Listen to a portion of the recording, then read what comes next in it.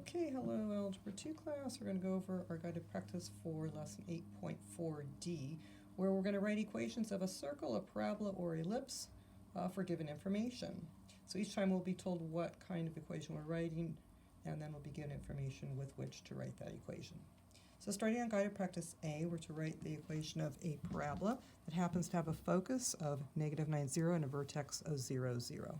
So I'm going to draw a picture of it just to get my mind to start to process what's going on here. So here's my focus at -9, 0, so I know that my parabola is going to open left. And we know when our parabola is open left or right that the equation that we're going to be using is y squared equals 4px, where that p is going to be the same number as the x-coordinate of our focus. Okay, so here we have our general equation for our parabolas opening left or right. Here we have our p number, -9, coming from the focus. And now we're simply going to plug in that -9 for the p into this equation. So y squared is equal to 4 times -9 times x, giving us the parabola equation y squared equals -36x. And we're done with guided practice A. Next equation, we're asked to write a circle passing through the point 5, 12 with center at the origin. We know that the general form for the equation of a circle is x squared plus y squared equals r squared. So we're going to need to know what the radius is of this circle in order to write the number for radius squared. We will need a picture this time so we can see what we need to do to find that radius. So here I've drawn a circle that happens to have the point 5, 12 right here. If I go to the right 5 and up 12, I'll arrive at that point 5, 12. There's my ordered pair, 5, 12. We notice we have a right triangle that is formed based on that, where the radius is the hypotenuse of that right triangle. The x-coordinate, 5, is one of the legs, and the y-coordinate, 12, is the other leg. So we can say that 5 squared plus 12 squared is equal to r squared based on the Pythagorean theorem. We'll go ahead and simplify that down. 25 plus 144 is r squared. Adding the 25 and 144 gives you 169 equals r squared. And so we know r squared is 169, which I'm bringing over here, so that I can immediately write my equation of my circle, x squared plus y squared equals 169, filling that in for the r squared. The last two guided practice problems that we're going to do deal with writing equations of an ellipse. We're told for guided practice C that we're working with an ellipse that has a vertex of 5, 0 and a covertex of 0, 2. So I've drawn a quick sketch over here just to, again, get my mind processing what we're doing here. We see that we do have a major axis that is horizontal. We know that the major axis is horizontal because the vertex is on the x-axis.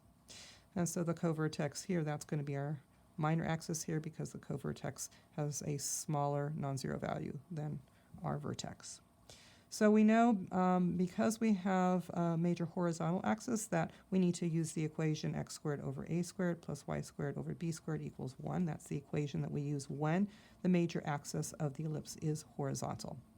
All we have to do is get our a squared numbers and our b squared numbers, and we can easily work that information out by pulling from our vertex. A is 5, and then a squared is 5 squared or 25, and then our b is 2, and our b squared is 2 squared, which is 4.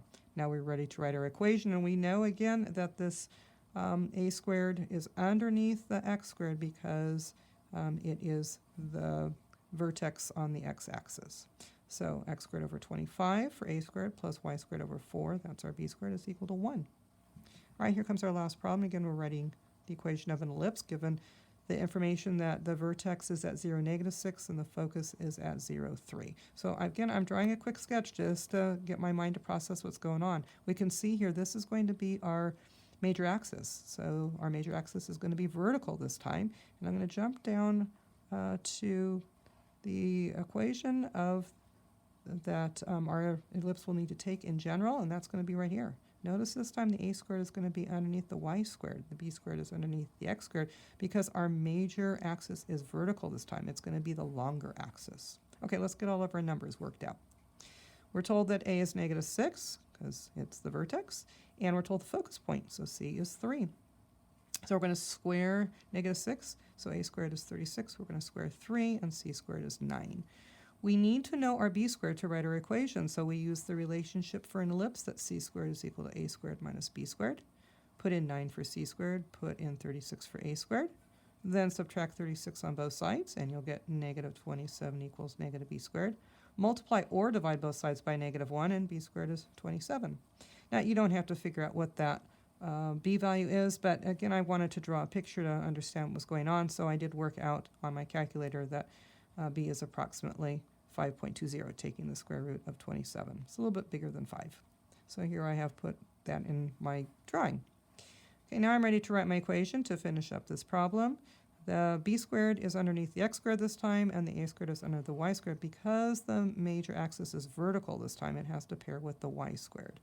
So we're going to put that a squared number that we figured out above underneath the y squared, and we're going to put the b squared that we figured out right here underneath the x squared. So x squared over 27 plus y squared over 36 is equal to 1, and that concludes our work on this video. All right, we'll see you next time.